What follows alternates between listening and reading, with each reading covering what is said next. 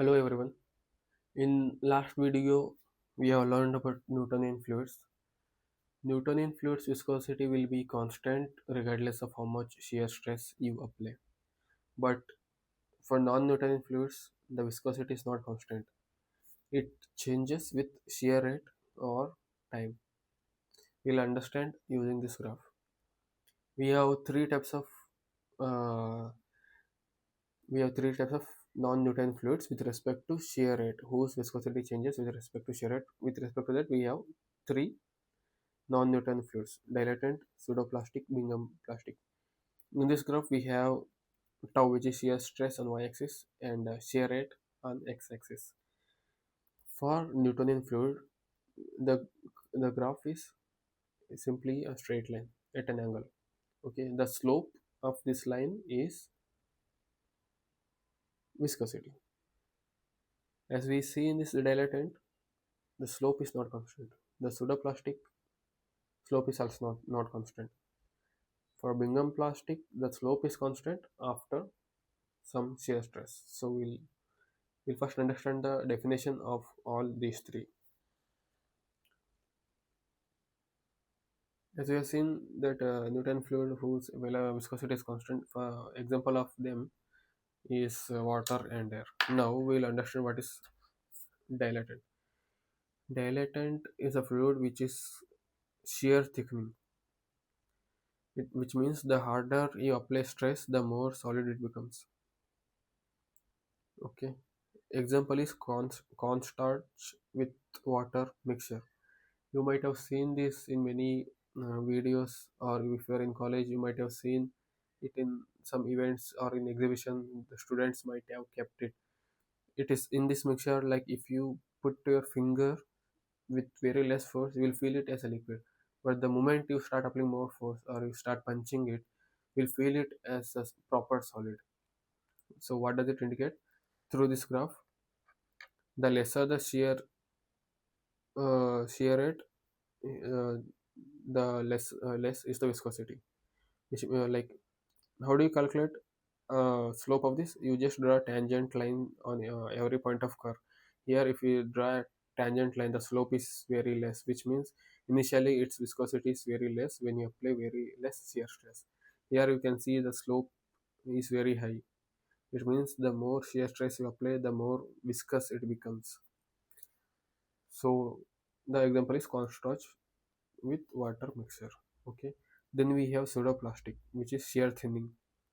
The harder you apply stress, the more fluid or more soft it becomes. For example, ketchup or commercial paint. If you understand it through graph, here you can see the slope at this initial point, which indicates the viscosity is higher. But at the later, the slope, which is the slope of this tangent line is less, which means what does it mean? When you apply less shear stress, it acts more viscous or solid.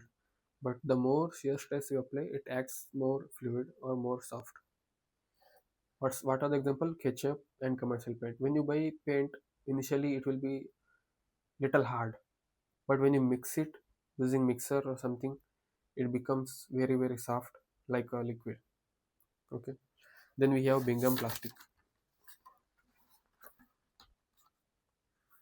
What is Bingham plastic? It acts like a solid until you apply enough force, which is yield stress.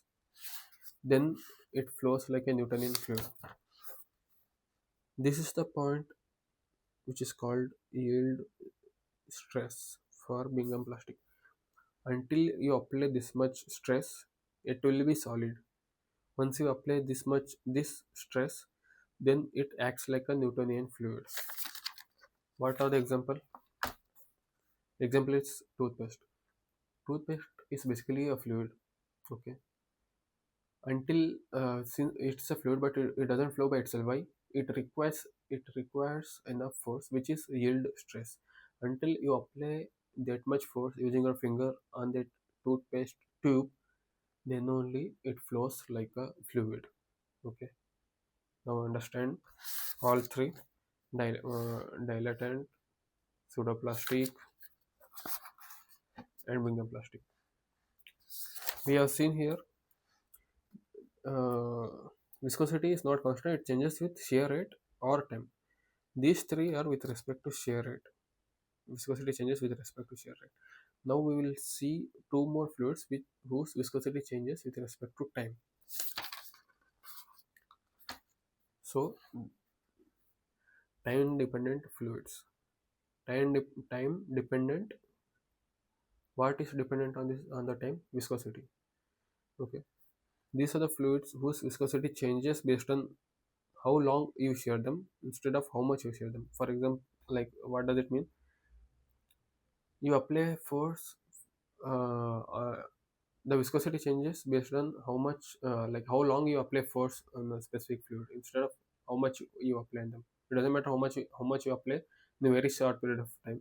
But what matters is the even with less force, but if you apply for a very long amount of time, then only the viscosity changes. What are the one of them is thixotropic. These are the fluids whose viscosity decreases over time. Example, ink. As you might have experienced that if you put your pen in your pocket for a longer time, sometimes the ink flows and it leaves a mark on your pocket. It means that it kept like that for a very long period of time, that the ink's viscosity got reduced and it became very soft and it flew out of the ink. And yeah, and then we have rheopectic. Here the viscosity increases over time, which is gypsum paste. Imagine you have cement and you mix cement with water. Okay, the moment you mix cement with water, it's purely in liquid form. But you keep it like that, it start becoming harder and harder. Then after some time, it becomes very hard. So the viscosity, which was very less, without adding any force anything, only because of time, it became very viscous. Finally, become solid. Okay. Now we have understood all five types of non-Newtonian fluid. Now we will see the relation. Okay. Tau is shear stress equal to K into du by dy power n. If n is equal to 1, then it's a Newtonian fluid. If n is less than 1, which means viscosity keep decreasing the more shear stress you apply, that is pseudoplastic. N is greater than 1, which means the viscosity keeps increasing based on the viscosity keeps increasing the more higher the shear stress you apply.